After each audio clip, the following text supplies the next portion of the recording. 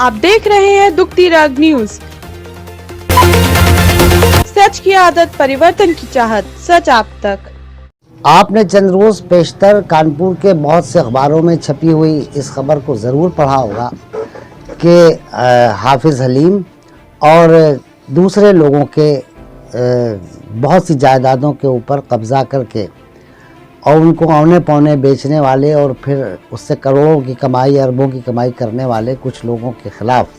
FIR हुई है। उसके पीछे दरअसल करोड़ों अरबों रुपए की उस मालियत की संपत्ति का हाथ है, शत्रु संपत्ति का, जो पाकिस्तानी नेशनल्स यहाँ पर छोड़ के गए थे। उनसे फ्रॉड करके या किसी तरह से हिबे नामे से या और दूसरे तरीक़ों से कुछ ऐसा किया कि उस संपत्ति के मालिक ये लोग, इन्होंने अपने आप को जाहिर किया और उसके बाद बहुत से लोगों को बेच दिया। बेचने वालों ने ये ख़रीदने से पहले नहीं सोचा कि ये जो माल ख़रीद रहे हैं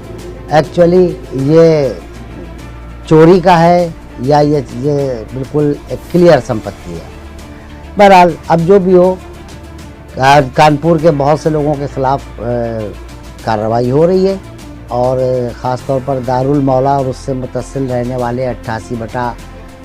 51, 53 और इसके बहुत से ऐसे कागजात की छानबीन की जा रही है। जो मोहल्ला नाला रोड पर वाक़ है दारुल मौला एक बहुत बड़ी बिल्डिंग थी। इसमें हाजी मौला बख्श जो थे वो एक बहुत बड़े कानपुर के रईस थे। अंसारी बरादरी से ताल्लुक़ रखने वाले इस शख्स की संपत्तियाँ, इसकी इमलाक सिर्फ नाला रोड पे नहीं थी बल्कि कानपुर के मुस्लिम बाहुल क्षेत्रों में, मुस्लिम अक्सरियत वाले इलाक़ों में बहुत जगह फैली हुई थी। उसमें से उनके बहुत से लोग जो है वो पाकिस्तान चले गए, पाकिस्तानी नेशनल बन गए और उनकी जाहिर सी बात है कि उन वारिसैन को जो अब यहाँ हिंदुस्तान की नेशनलिटी छोड़कर, यहाँ की नागरिकता छोड़ कर के पाकिस्तान चले गए, तो अब सरकार उसको शत्रु संपत्ति मान रही है और इस सिलसिले में उस शत्रु संपत्ति के साथ धोखाधड़ी और फरेब करने वालों लोगों के ख़िलाफ़ एफआईआर दर्ज हुई है। हालांकि ये एफआईआर डॉक्टर जमाल नाम के एक शख्स ने की है जो ख़ुद भी इस ज़्यादती का शिकार हुए हैं, मगर चूँकि मामला ये बोर्ड ऑफ रेवेन्यू से ताल्लुक़ रखता है और बोर्ड ऑफ रेवेन्यू की हिदायत पर कानपुर के तहसीलदार ने इस मामले को टेकअप करने के लिए कहा गया था, मगर इसको लिहाजा ये एफआईआर जो है वो होनी चाहिए थी सरकार की तरफ से, तहसीलदार की तरफ से, क्योंकि शत्रु संपत्तियों का मालिक उस कानून के तहत जो हाल ही में बना है उसको उस ज़िले के डिस्ट्रिक्ट मजिस्ट्रेट को उसका मालिक बना दिया गया है और डिस्ट्रिक्ट मजिस्ट्रेट के बिहाफ पर तहसीलदार जो है वो इस तमाम मामलात को देखता है। मगर पता नहीं क्या हुआ कि तहसीलदार साहब महोदय को उन्होंने ऐसी गलती की है। बहरहाल जो भी हो, इसलिए तो कानूनी पहलू है इसके ऊपर हम बात नहीं करेंगे आपसे, लेकिन हम आपको सीरीज़ वाइज ये बताएंगे कि यहाँ पर हाजी मौला कौन थे, हाजी मौला बख्श कौन थे, हाफिज़ मोहम्मद हलीम कौन साहब थे और क्या उन्होंने हलीम कॉलेज बनवाया। उसके बाद उनके वारसैन जो पाकिस्तान गए, उनकी संपत्तियों के साथ जो बंदरबाट हुई है और जो लोग इसमें शामिल थे उन सबको हम धीरे धीरे आपके सामने ला रहे हैं। ज़रा तसव्वुर कीजिए कि आपने अपनी उम्र का एक बड़ा हिस्सा मेहनत मजदूरी करके सर्व किया हो या किसी ऑफिस में काम करके, और उसके बाद आपने जो पैसे जमा किए हैं, जमा पूंजी जो आपकी ये दौलत है, उससे आपने अपने लिए एक घर ख़रीदा, एक छत ख़रीदी अपने लिए और अपने परिवार के लिए, कुंबे के लिए, और उसको ख़रीदने के बाद सरकारी तौर पर तमाम दाखिल खारिज आपका हो गया, आपके तमाम कागजात दुरुस्त हो गए और सरकारी तौर पर ये मान लिया गया कि अब आप इस जायदाद के, इस मकान के दाखिल, काबिज़ और मालिक हैं। और उसके बाद आपने वहाँ 20, 25 साल, 50 साल जैसा भी हुआ आपने गुजार लिए वहाँ पर। आपकी एक दो पुश्तें वहाँ से बड़ी होकर निकल गईं और अचानक आपको एक दिन मालूम हुआ कि वो मकान, वो छत, वो आराज़ी जिसको मैंने ख़रीदा था, दरअसल ये अब मेरी नहीं है, बल्कि अब ये ज़िला के जो डिस्ट्रिक्ट मजिस्ट्रेट हैं, प्रशासन चलाने वाले,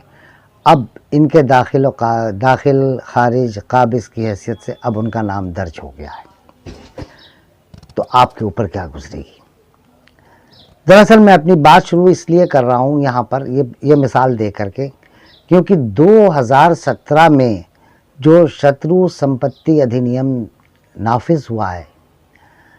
उसकी रूह से वो तमाम जायदादें जिनके किसी भी वारिसैन का ताल्लुक़ ऐसी शख्सियत से जुड़ जाए जो अब हिंदुस्तान की नागरिकता छोड़कर पाकिस्तान चली गई है और पाकिस्तान में रह रही है, या पाकिस्तान में रहते रहते वो वहाँ मरखप गए, उनकी तमाम जायदादों के ऊपर अब ये आफत टूट पड़ी है। हालांकि शत्रु संपत्ति का ये कानून नया नहीं है, तो 1947 में जब विभाजन हुआ था तभी से कस्टोडियन और एनिमी प्रॉपर्टी ये सब हो गया था, लेकिन इसमें इतने सख्त कवानीन को इतना सख्त नहीं बनाया गया था। अब आप इस तरह से देखिए कि आपके खिलाफ कोई भी कार्रवाई हो जाए, ज़िला प्रशासन जो चाहे वो कदम उठा ले, आप उसकी अपील ना तो डिस्ट्रिक्ट कोर्ट में कर सकते हैं, ना सेशन कोर्ट में कर सकते हैं, ना हाई कोर्ट में कर सकते हैं, और ना आप सुप्रीम कोर्ट जा सकते हैं। आपके हाथ पांव कट गए। दरअसल यही कुछ खेल हुआ है कानपुर के मोहल्ला कंगी मोहाल में, बेकनगंज में, हीरामनपुरवा, चीना पार्क के सामने जो बशीर साहब का हाता कहलाता है, जिसको कभी कभी हाफिज़ हलीम कंपाउंड भी कहते हैं,